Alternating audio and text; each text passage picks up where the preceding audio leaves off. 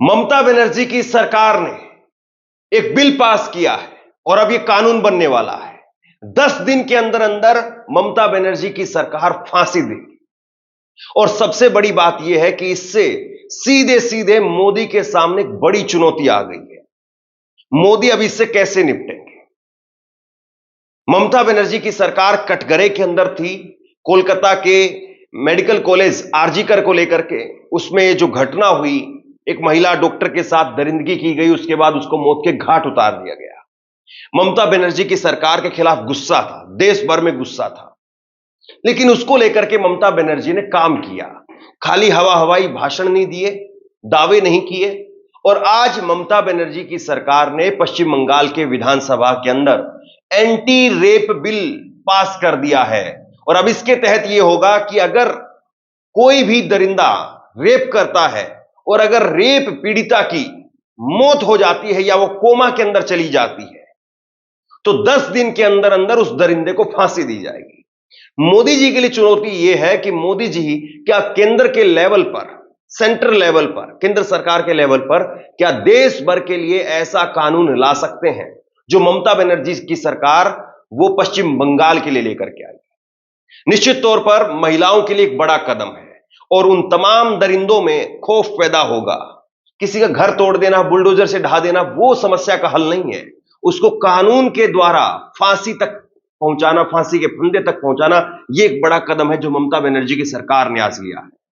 पश्चिम बंगाल विधानसभा में anti rape bill pass. पीड़िता coma में गई या मौत हुई तो दोषी को 10 दिन में होगी फांसी। पश्चिम बंगाल विधानसभा में मंगलवार को एंटी रेप बिल पास हो गया। नए कानून के तहत रेप केस की 21 दिनों में जांच पूरी करनी होगी। इसके अलावा पीड़िता को कोमा में जाने या मौत हो जाने पर दोषी को 10 दिन में फांसी की सजा होगी।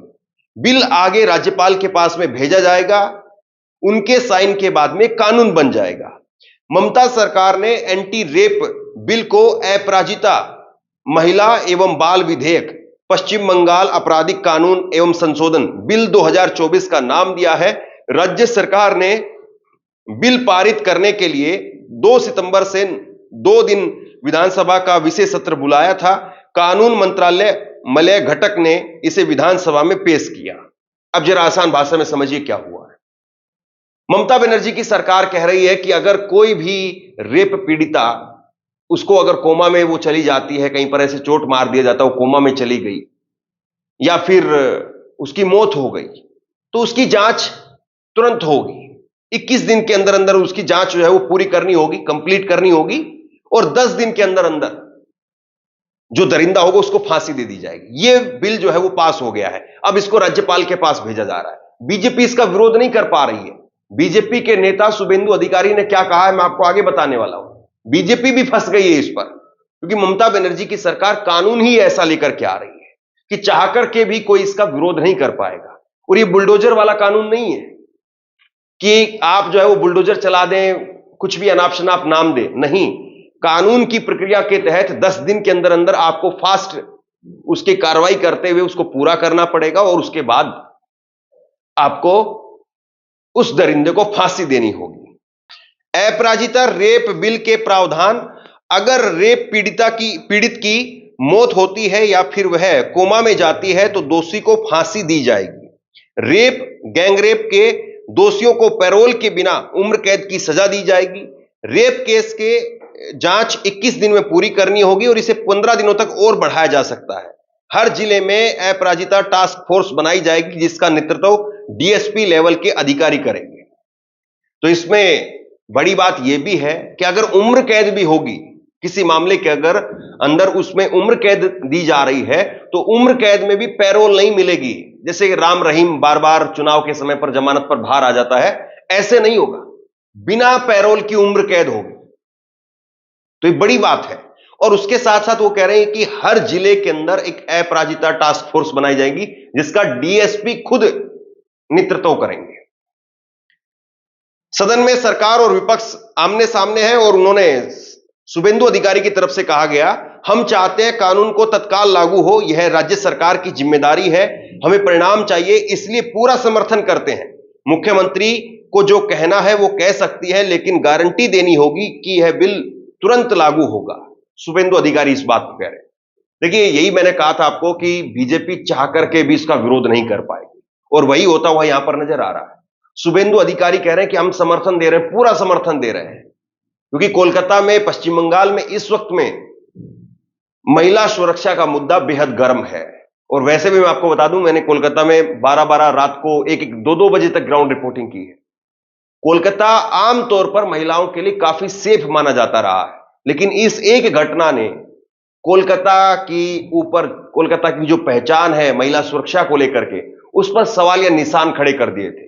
और इसीलिए जरूरी था कि कोई सख्त कानून पेश किया जाए, ताकि कोलकाता की जो छवि है वो ज्यों की त्यों बनी रहे। और इसीलिए शुभेंदु अधिकारी कह रहे हैं कि हम पूरा समर्थन कर रहे हैं और जल्दी से जल्दी इसको लागू किया जाए। ममता बनर्जी की तरफ से कहा गया, हमने केंद्रीय कानून में मौजूद खामियों को दूर करने की कोशिश की है। विपक्ष को राज्यपाल से विधेयक पर साइन करने के लिए कहना चाहिए, इसके बाद में अधिनियमित करना इसे हमारी जिम्मेदारी है। अब ममता बनर्जी जो है वो खुल करके यहां पर कह रही है कि भाई हम तो चाह रहे हैं इसको लागू करना, और विपक्ष यानी बीजेपी वो राज्यपाल से कहें कि इस पर जल्दी से जल्दी साइन करें। राज्यपाल आपको पता ही है केंद्र सरकार द्वारा नियुक्त किए जाते हैं, और बीजेपी को वहां पर अगर आप देखेंगे ममता बनर्जी का और राज्यपाल का वैसे भी 36 का आंकड़ा रहता है। तो इसीलिए वो कह रहे कि बीजेपी जल्दी से जल्दी कहे राज्यपाल से, ताकि इसको साइन करके पास करे और फिर फटाफट इसको हम लागू करेंगे। बिल का नाम क्या है और इसका मकसद क्या है? बंगाल सरकार ने बिल को Aparajita women and child bill 2024 का नाम दिया है। इसका मकसद West Bengal criminal law and amendment bill में बदलाव कर रेप और यौन शोषण के मामलों में महिलाओं और बच्चों की सुरक्षा को बढ़ाना है। दोषियों को फांसी की सजा कब होगी? अगर रेप के दौरान विक्टिम की मौत हो जाती है या फिर वो कोमा में चली जाती है, तो इस स्थिति में रेप के दोषी को फांसी की सजा दी जाए। रेपिस्ट को उम्र कैद दी गई तो जेल की अवधि क्या होगी? बिल में कहा गया है कि गैंग रेप के मामले में दोषी को उम्र कैद की सजा दी जाए, इससे उसे सारी उम्र जेल में रखा जाए, इस दौरान उसे पैरोल भी ना दिया जाए। मौजूदा कानून के तहत उम्र कैद की सजा कम से कम 14 साल है। उम्र कैद की सजा सुनाए जाने के बाद सजा माफी भी हो सकती है, पैरोल भी दी जा सकती है, सजा को कम भी किया जा सकता है, लेकिन 14 साल बिताने होते हैं। अब समझिए कि ये जो नया कानून लेकर के आ रही ममता बनर्जी, इसमें कोई भी अगर दरिंदा है तो उस दरिंदे को जमानत नहीं मिलेगी। ऐसा नहीं है कि राम रहीम के तरीके से चुनाव आ रहे हैं तो आपको जमानत दे दी, आप जाकर के एक पार्टी के वोट बढ़वाओ खुल करके, आप बीजेपी के लिए खुल करके समर्थन करो। ऐसा नहीं है। अगर कोई दरिंदा रेप का जो है वो दोषी है तो उसको उम्र कैद होगी। जिस मामले में अगर उम्र कैद की आवश्यकता है, अगर मौत हो गई तब तो फिर फांसी होगी। अगर रेप विक्टिम की अगर मौत हो जाती है तब तो फांसी होगी, लेकिन अगर रेप किया तो उम्र कैद होगी, और उस उम्र कैद में आपको छुट्टी नहीं मिलेगी, आपको सारी उम्र जेल के अंदर ही रहना है।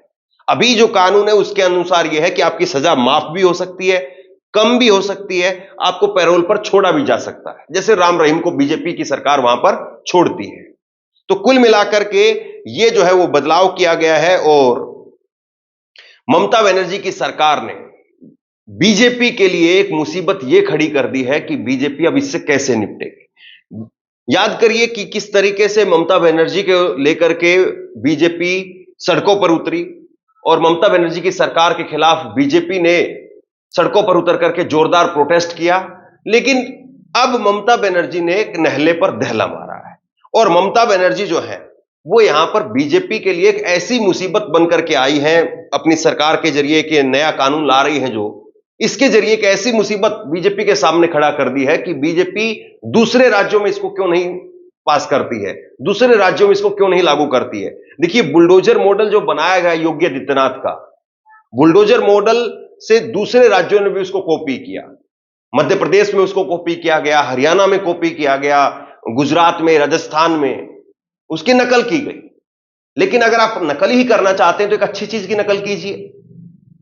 ममता बनर्जी जो सरकार लेकर के आ रही है, यहां पर एक कानून नया लेकर के आ रही है, तो उस कानून को देश भर में लागू कीजिए। और अगर मोदी जी खुद सेंट्रल लेवल पर इसको कर दें तो फिर अलग अलग राज्यों में उसको करने की जरूरत नहीं रहेगी।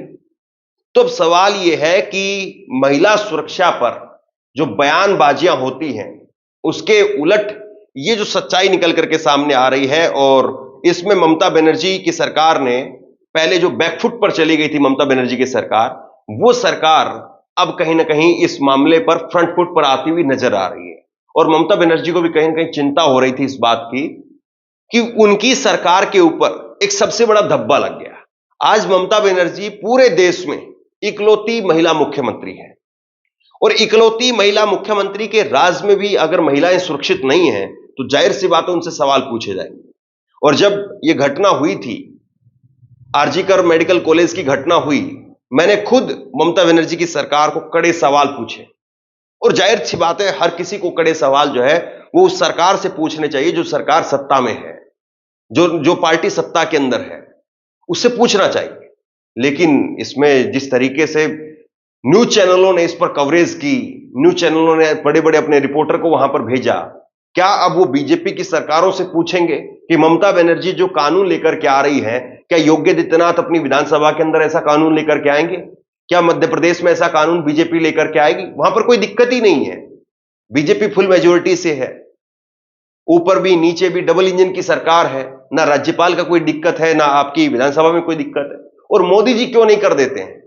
अगर मोदी जी ये काम कर दे तो फिर तो देश भर में एक तरीके से जो है ये पूरा का पूरा जो मसला है वही खत्म हो जाएगा, और निश्चित तौर पर जो भी इस प्रकार के दरिंदे हैं उनके ऊपर एक लगाम लगेगी। तो बीजेपी कैसे जो है वो अब इसका काउंटर करेगी, और जो बीजेपी सपने देख रही थी कि ममता बनर्जी की सरकार को इस मुद्दे को लेकर के उखाड़ फेंकेंगे, उनके लिए एक बड़ा झटका जरूर है। बहरहाल ममता बनर्जी की सरकार ने काम किया है, यह सही बात है, लेकिन सबसे बड़ी बात यह होती है कि कानून और स्कीम जब जमीन पर उतरे, लागू हों, और उतनी सख्ती से लागू हों जितनी सख्ती से बताई गई है, तब फिर जो है वो वाकई पब्लिक को उसकी राहत मिलती है, पब्लिक को जो है वो उसका फायदा मिलता है।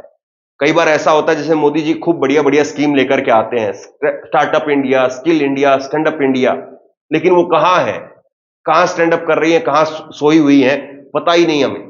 स्टैंड अप इंडिया के तहत क्या हुआ है पता ही नहीं हमें, जबकि योजना का नाम बहुत बढ़िया था, स्टैंड अप इंडिया, मतलब इंडिया एकदम से खड़ा हो जाएगा। स्टार्टअप इंडिया, इंडिया जो है स्टार्टअप करने लगेगा।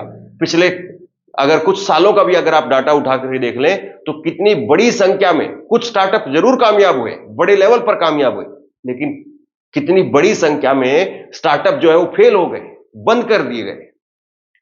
तो बहरहाल ममता बनर्जी की सरकार ने एक नजीर पेश करने का काम किया है, और अब देखना यह है कि बीजेपी राज्यपाल से कहकर के इसको साइन करवाती है या फिर इसमें कुछ अड़ंगा लगाया जाता है।